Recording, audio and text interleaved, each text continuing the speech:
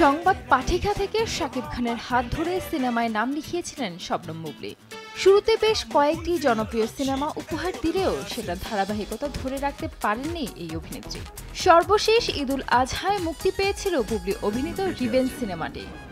মোহাম্মদ ইকবাল পরিচালিত এই সিনেমা মুখ থুবড়ে পড়েছিল সিনেপ্লেক্স ও সিঙ্গেল স্ক্রিনে।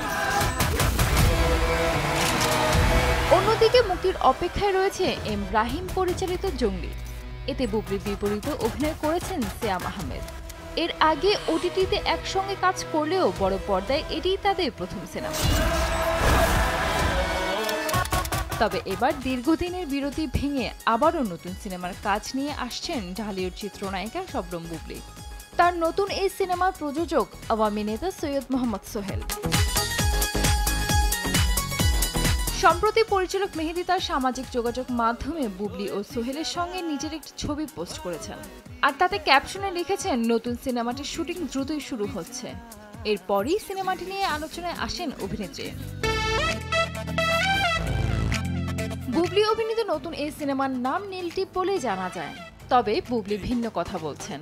তিনি গণমাধ্যমকে জানান কিছু জায়গায় তার নতুন সিনেমার নাম নীলটিপ শোনা যাচ্ছে, যা সঠিক নয় বলে দাবি করেছেন অভিনেত্রী। তিনি বলেন নতুন সিনেমার নাম এখনও ঠিক হয়নি। বুবলী আরও জানান 1 বছর আগে এই সিনেমায় চুক্তিবদ্ধ হয়েছেন তিনি। সিনেমাটির গল্প, পরিকল্পনা ও শুটিংয়ের সময় সহ বেশ কিছু বিষয় নিয়ে আলোচনা হয়েছে মাত্র, এর বেশি কিছুই না। কিন্তু গল্পটা বুবলীর দারুণ লেগেছে, তাই সবকিছু ঠিক থাকলে শুটিংয়ে যাওয়ার আগে তিনি নিজেই সবাইকে বিষয়টা জানাবেন বলেছেন।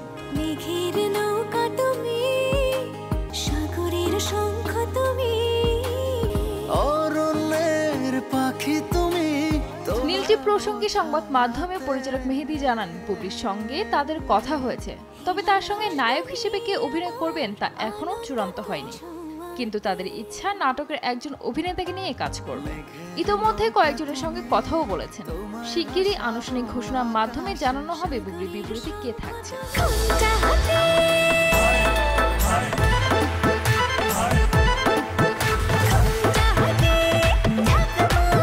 যদিও সিনেমাটি নারী প্রধান হওয়ায় গল্পটি বুবলীকে নিয়েই এগোবে।